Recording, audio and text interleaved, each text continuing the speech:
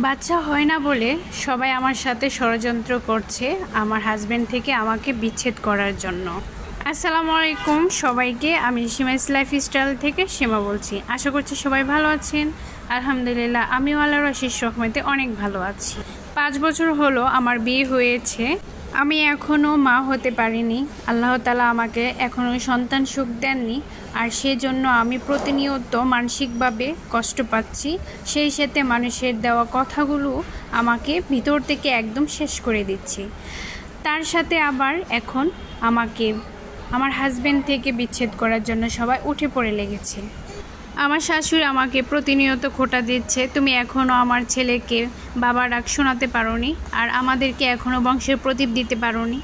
তোমার আর বাচ্চা হবে না, তুমি আমার ছেলেকে মুক্তি দাও, আমি আমার ছেলেকে আবার বিয়ে করাবো। সরাসরি উনি আমাকে এগুলো বলছে। তখন আমার ভিতরটা একদম কষ্টে ফেটে যাচ্ছে। আসলে সন্তান হওয়াটা না হওয়াটা কি আমার ব্যাপার?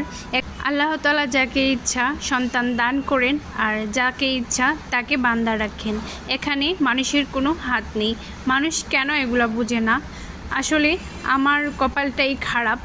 শ্বশুরবাড়ির প্রত্যেকটা মানুষ আমাকে বান্দা বলে। এই শব্দটা শুনতে শুনতে আমি একদম পাগল হয়ে গেছি। আল্লাহ তাআলা জানি না আমাকে এই শব্দ থেকে কবে মুক্তি দেবে। আমার হাজবেন্ড এবং আমরা দুজনেই ডাক্তার দেখিয়েছি। ডাক্তার আমাদেরকে বলছে আপনাদের 60% বাচ্চা না হওয়ার সম্ভাবনা এবং 40% হওয়ার সম্ভাবনা। আল্লাহ চাইলে হতে পারে, আর না চাইলে আপনাদের কপাল খারাপ। ভাগ্য ভালো হলে আপনারা সন্তান সুখ পেতে পারেন, তবে দেরি হতে পারে।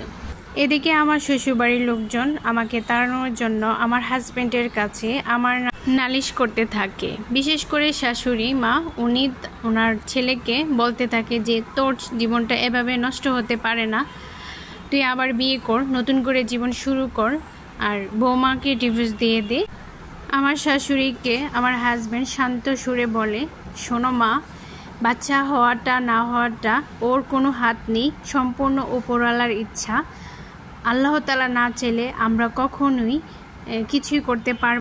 উপরওয়ালা চাইলে নিশ্চয়ই একদিন আমি বাবা হব। ওকে ছেড়ে যদি আমি কাউকে বিয়েও করি, উপরওয়ালা না চাইলে আমি কখনোই বাবা হতে পারবো না। আমার শাশুড়ি তখন রেগে আগুন হয়ে যায়। তারপরও ছেলেকে আর কিছু বলেনি, কিন্তু আমার উপরে সব অত্যাচার শুরু হলো।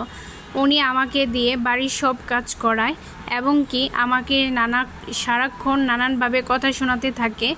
তোমার মতো অবয়া মেয়ে, তোমার কারণে আমাদের সংসারটা আজ নষ্ট হয়ে গেছে। তুমি আমাদের বাড়িতে আসার পর থেকে আমাদের শুধু ক্ষতি হয়ে যাচ্ছে। নানানভাবে উনি আমাকে টর্চার করছে মেন্টালি। এরকমভাবে দেখছে যে কোনো কিছুতে উনি আমাকে বাড়ি থেকে বের করতে পারছেন না। তখন উনি সিদ্ধান্ত নেয় ওনার ছেলেকে উনি বিয়ে করাবে। সেজন্য উনি গোপনে মেয়ে দেখছে। একদিন জানতে পারলাম আমার শাশুড়ি আমার হাজব্যান্ডের জন্য একটি মেয়ে ঠিক করেছে, এবং আমি তাও শুনতে পারলাম আমার শাশুড়ি আমার শ্বশুরের সাথে বলছে যে এবার ওকে যেভাবে হোক রাজি করাতে হবে। আমিও ওকে আমার মাথার দিব্যি দিব, তাহলে অবশ্যই সে আমার কথা শুনতে বাধ্য হবে এবং বিয়ে করতে রাজি হবে। আমি এটা শুনে প্রায় অবাক হলাম। একজন নারী হয়ে কিভাবে একজন নারীর কষ্ট বুঝে না। উনি একজন নারী হয়ে কিভাবে আমার কষ্টটা বুঝলো না। আমার জায়গায় যদি ওনার মেয়ে হতো তাহলে কি উনি এমনটা করতে পারতো? আমি তো অনেক ভয় পেয়ে গেলাম, না জানি আমার হাজবেন্ড কি করে কি বলে। আমি শিওর ছিলাম যে 100 আমার হাজবেন্ড আমাকে ছাড়তে বাধ্য হবে, কিন্তু না, আল্লাহ তাআলা আমাকে ভাগ্য করে এমন স্বামী উপহার দিয়েছেন। আমার হাজবেন্ড তার মায়ের সাথে বলে দিয়েছে যে না মা, আমি এই কাজ কখনই করতে পারবো না।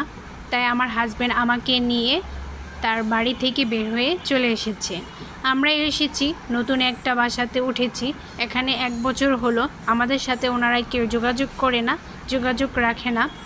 আমি প্রতিনিয়ত শুধু কান্নাই করতাম, কিন্তু আমার হাজবেন্ড আমাকে ভরসা দিত যে কান্না করো না, একদিন আমাদের সুদিন আসবে, ইনশাল্লাহ আল্লাহ তাআলা আমাদেরকে সন্তান দান করবে।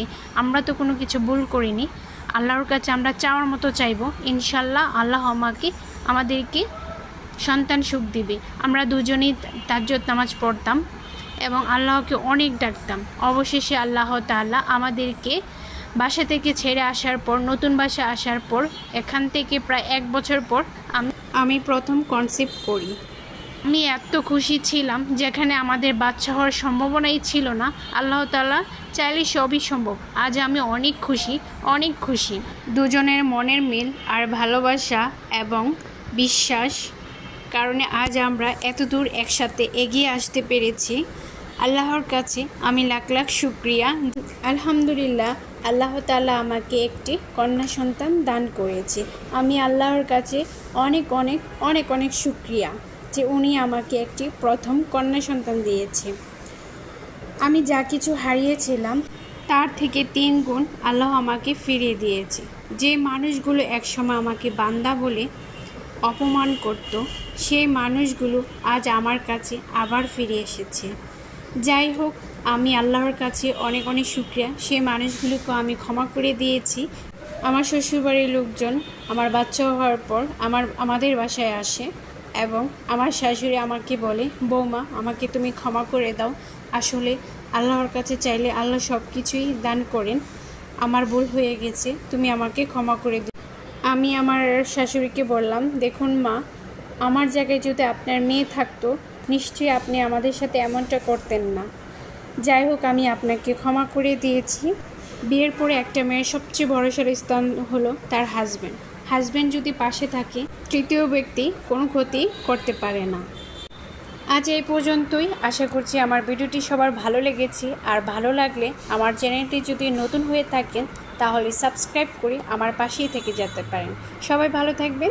আল্লাহ হাফিজ।